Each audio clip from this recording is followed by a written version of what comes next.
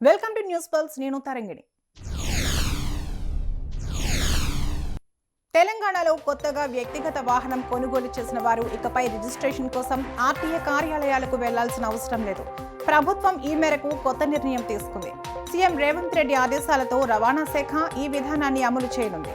Dealer వద్దనే వాహనానికి శాశ్వత రిజిస్ట్రేషన్ చేయనున్నారు. ఇందుకు అవసరమైన సాఫ్ట్వేర్ను 15 రోజుల్లో సిద్ధం చేయాలని అధికారులకు ఆదేశాలిచ్చారు.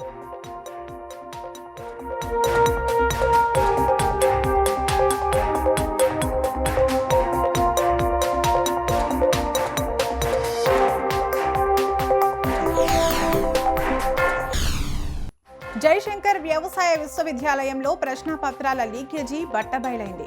జగిత్యాల కాలేజీలో వీసీ అల్దాస్ జానయ్య తనిఖీల్లో సీసీ ఫుటేజీ ద్వారా లీకేజీ వ్యవహారం బయటపడింది.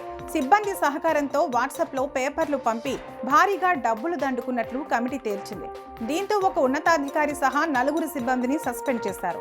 కొన్నేళ్లుగా ఈ తంతు సాగుతోందని అధికారులు గుర్తించారు. లీకేజీ వ్యవహారంతో సంబంధం ఉన్న వారిలో ఇన్ సర్వీస్ ఉద్యోగులే అధికంగా ఉన్నారు. ఇన్ సర్వీస్ కోటాలో బీఎస్సీ చేస్తున్న 35 మంది అడ్మిషన్లను రద్దు చేశారు.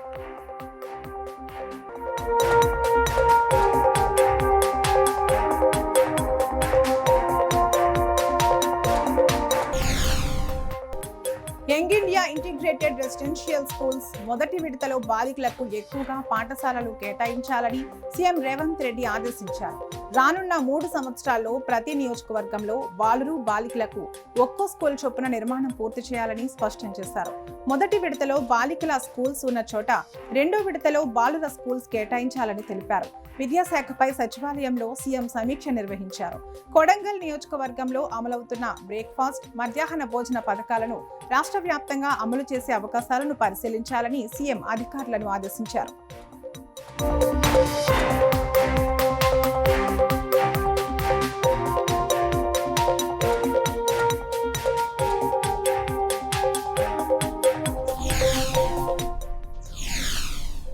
విశాఖపట్నంలో నేటి నుంచి 2 రోజుల పాటు లైట్ హౌస్ ఫెస్టివల్ జరగనుంది.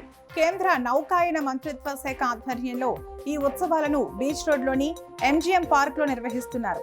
సముద్ర వారసత్వం, నౌకాయానం, లైట్ హౌస్ ప్రాధాన్యాన్ని ప్రజలకు తెలియజేయడమే లక్ష్యంగా ఈ కార్యక్రమం జరుగుతోంది.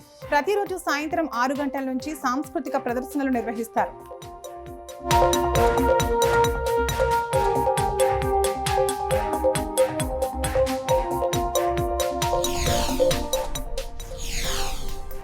తిరుమలలో శ్రీవారి వైకుంఠ ద్వార దర్శనాలు ముగిశాయి. డిసెంబర్ 30న ప్రారంభమైన ఈ దర్శనాలకు దేశం నలుమూలల నుంచి పెద్ద సంఖ్యలో భక్తులు తరలివచ్చారు.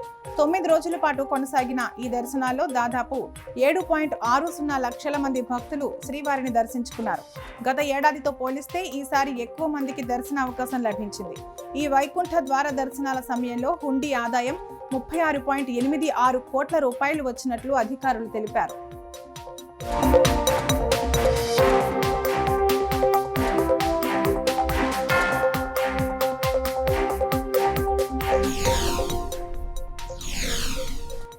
ఆంధ్రప్రదేశ్లోని కోనసీమ ప్రాంతంలో జరిగే జగ్గన్న తోట ప్రబల తీర్థాన్ని రాష్ట్ర పండుగగా గుర్తిస్తూ ప్రభుత్వం నిర్ణయం తీసుకుంది. సుమారు 470 ఏళ్ల చరిత్ర కలిగిన ఈ ఉత్సవం తెలుగు సంప్రదాయాలు, సంస్కృతిని ప్రతిబింబిస్తుంది. ప్రతి ఏటా సంక్రాంతి పండుగ సందర్భంగా కనుమ రోజున ఈ ప్రబల తీర్థాన్ని నిర్వహించడం ఆనవాయితీగా వస్తోంది. అంతర్జాతీయంగా గుర్తింపు పొందిన కోనసీమకు ఈ ఉత్సవం ప్రత్యేక గుర్తింపు తెచ్చింది.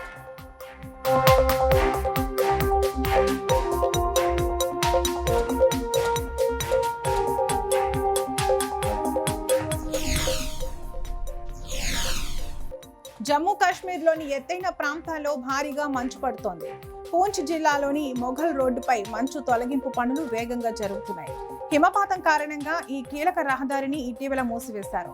రోడ్డు తిరిగి తెరవడానికి బోర్డర్ రోడ్స్ ఆర్గనైజేషన్ యుద్ధ ప్రాతిపదికన పనిచేస్తోంది.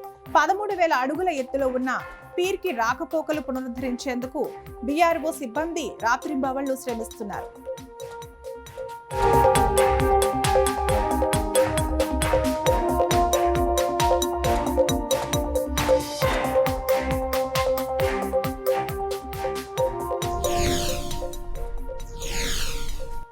టాటా WPL 2026 టోర్నమెంట్ నేటి నుంచి ప్రారంభమవుతోంది. ఈ సీజన్లో మొత్తం 5 జట్లు పాల్గొంటున్నాయి. MI, RCB, Delhi Capitals, UP Warriors, GT జట్లు బరిలో ఉన్నాయి. మొత్తం 22 మ్యాచ్లు జరగనున్నాయి. ఇందులో 20 లీగ్ మ్యాచ్లు, అనంతరం ఎలిమినేటర్, ఫైనల్ ఉంటాయి. తొలి మ్యాచ్ ఎంఐ, ఆర్సీబీ జట్ల మధ్య రాత్రి 7:30 గంటలకు ముంబైలో జరగనుంది.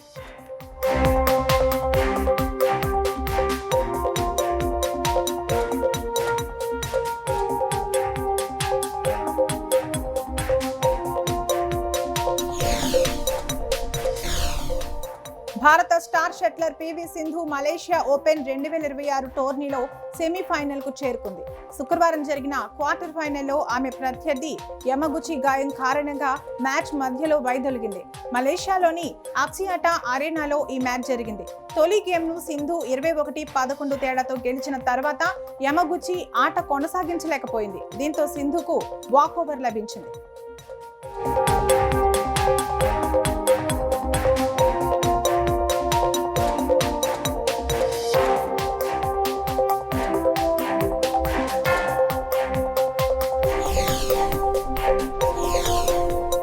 అంతర్జాతీయ అంతరిక్ష కేంద్రంలో వైద్య అత్యవసర పరిస్థితి ఏర్పడింది. క్రూ 11 మిషన్ కు చెందిన ఓ వ్యోమగామికి అనారోగ్య సమస్య రావడంతో నాసా షెడ్యూల్ చేసిన స్పేస్ వాక్ ను నిర్వహితంగా వాయిదా వేసింది. జనవరి 8న వ్యోమగాములు మైక్ ఫిన్సీ, జెనా కార్డ్మన్ స్పేస్ వాక్ చేయాల్సి ఉండగా చివరి నిమిషంలో రద్దు చేశారు. గోప్యత కారణాలతో వ్యోమగామి పేరు, వైద్య వివరాలను నాసా వెల్లడించలేదు. ఆ వ్యోమగామి ఆరోగ్యం ప్రస్తుతం స్థిరంగానే ఉందని తెలిపింది.